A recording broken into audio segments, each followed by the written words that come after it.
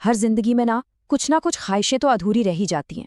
पर क्या हो जब वही अधूरापन हमारी आत्मा का बंधन बन जाए। मतलब जब मौत भी आज़ादी ना दे पाए बल्कि एक एक अंतहीन इंतजार में कैद कर दे। चलिए आज अतृप्त आत्माओं की इसी दुनिया में झांक कर देखते हैं। कहानी की शुरुआत होती है एक बहुत ही बहरी, अनजानी सी आवाज से। ये आवाज क्षितिज नाम के एक लड़के का एक अजीब, धुंधली सी जगह पर स्वागत करती है। एक ऐसी जगह जहां कुछ भी साफ नहीं है, सिवाय एक अजीब से खालीपन के।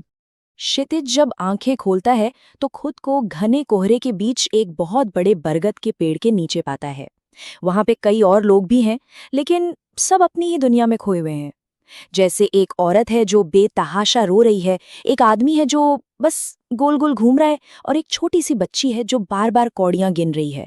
सबकी आंखों में एक ही कहानी दिखती है, कुछ अधूरा रह जाने की। तो आखिर ये जगह है क्या और ये लोग कौन हैं? क्षितिज की कहानी के साथ साथ हम इस दुनिया के राज और यहाँ से मुक्ति का जो रास्ता है उसे समझने की कोशिश करेंगे। यही यही एक सवाल क्षितिज के दिमाग में घूम रहा है। डर और घबराहट के बीच वो अपनी यादों को टटोलने की कोशिश करता है कि वो इस वीरान जगह पर आखिर पहुंच कैसे गया। और जैसे ही वो याद करने की कोशिश करता है उसकी आंखों के सामने जिंदगी के वो आखिरी पल किसी फिल्म की तरह घूम जाते हैं। वो बहुत खुश था, अपनी मोहब्बत का इजहार करने ही वाला था कि एक भयानक हादसे ने उसकी जिंदगी छीन ली और उसे यहाँ इस जगह पर पहुंचा दिया। और तभी उसे सब कुछ समझ आता है। अच्छा, तो इसी को बंधन कहते हैं। हर आत्मा का अपना एक अधूरापन, अपनी एक अनकही बात, जो उसे इस दुनिया और अगली दुनिया के बीच में कहीं फंसाए रखती है।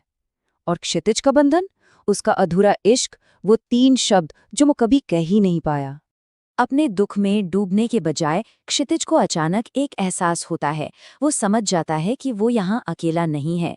हर एक आत्मा एक बोझ लेकर घूम रही है। वो महसूस करता है कि इस जगह की जो धुंध है वो बाहर नहीं है, बल्कि इन सभी आत्माओं के अंदर है। और जब तक हर कोई अपने दर्द को अकेले ही ढोता रहेगा, ये बंधन कभी नहीं टूटेगा। उन्हें कभी मुक्ति यानी मोक्ष नहीं मिलेगा। और फिर वो एक प्रस्ताव रखता है, एक आइडिया, कि शायद इन बंधनों को तोड़ने का रास्ता अकेलेपन में नहीं, बल्कि एक दूसरे से जुड़ने में है। वो सबसे कहता है कि अगर वो अपनी अधूरी कहानियों और दर्द को एक दूसरे से बांटें, तो शायद उनका बोझ हल्का हो जाए और उन्हें मुक्ति का रास्ता मिल जाए। क्षितिज की बात सुनकर सालों की खामोशी टूटती है। आत्माएं एक एक करके अपनी कहानियां सुनाना शुरू करती हैं और सबसे पहले सामने आती है सावित्री की कहानी। सावित्री की आवाज में एक माँ का बहुत गहरा दर्द था। सालों की मन्नतों के बाद उसे माँ बनने का सुख तो मिला, लेकिन किस्मत को शायद कुछ और ही मंजूर था। बच्चे को जन्म देते समय डॉक्टर ने कहा कि या तो माँ बचेगी या बच्चा। सावित्री ने एक पल भी नहीं सोचा और अपने बच्चे को चुन लिया। उसका बंधन था, उसकी अधूरी ममता, वो प्यार जो वो अपने बच्चे को कभी दे नहीं पाई। सावित्री के बाद एक मासूम सी आवाज गूंजती है। ये गुड़िया थी, एक छोटी बच्ची जो जन्म से ही बहुत बीमार थी और जिसकी गरीब माँ उसका इलाज नहीं करा सकी। एक दिन अस्पताल ले जाते हुए उसने अपनी माँ की गोद में ही दम तोड़ दिया। उसका बंधन था अपनी माँ का आंचल, वो सुरक्षा और प्यार जिसे वो हमेशा के लिए खो चुकी थी। जब ये 2 दर्दनाक कहानियां एक साथ गूंजती हैं तो क्षितिज का वो आइडिया, वो सोच सच होती हुई दिखाई देने लगती है। क्षितिज को एक हैरान करने वाली बात समझ आती है। वो देखता है कि सावित्री एक माँ है जो अपने बच्चे के लिए तड़प रही है, और गुड़िया एक बच्ची है जो अपनी माँ के लिए। दोनों का अधूरापन एक दूसरे का जवाब है। उनका दर्द एक ही है, बस देखने का नजरिया अलग है। क्षितिज के कहने पर सावित्री गुड़िया को अपनी गोद में भर लेती है और उस एक पल में जैसे सदियों का दर्द पिघल जाता है। एक माँ को बेटी मिल जाती है और एक बेटी को माँ। उनका अधूरापन भर जाता है और उनकी आत्माओं को शांति मिल जाती है। क्षितिज का रास्ता काम कर गया था। बाकी आत्माएं भी अपनी कहानियां सुनाकर हल्का महसूस कर रही थी, लेकिन कहानी यहाँ खत्म नहीं होती। तभी वहां एक नई आत्मा आती है और उसके साथ आता है एक गहरा राज जो मुक्ति के इस रास्ते को एक चुनौती देता है। वो अपना नाम धनंजय बताता है। कहता है कि वो एक सोसाइटी में वॉचमैन था। उसने एक 14 साल की लड़की को बचाने की कोशिश की थी, लेकिन लोगों ने उससे ही कातिल समझकर पुलिस के हवाले कर दिया और उसे फांसी हो गई।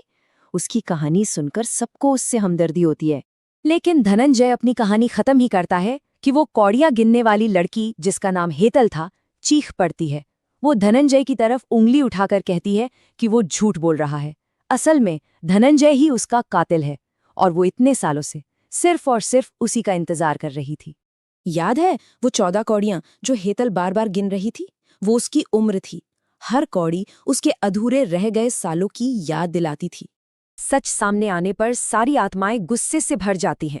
वो समझ जाते हैं कि कुछ बंधनों का इलाज हमदर्दी नहीं, न्याय होता है।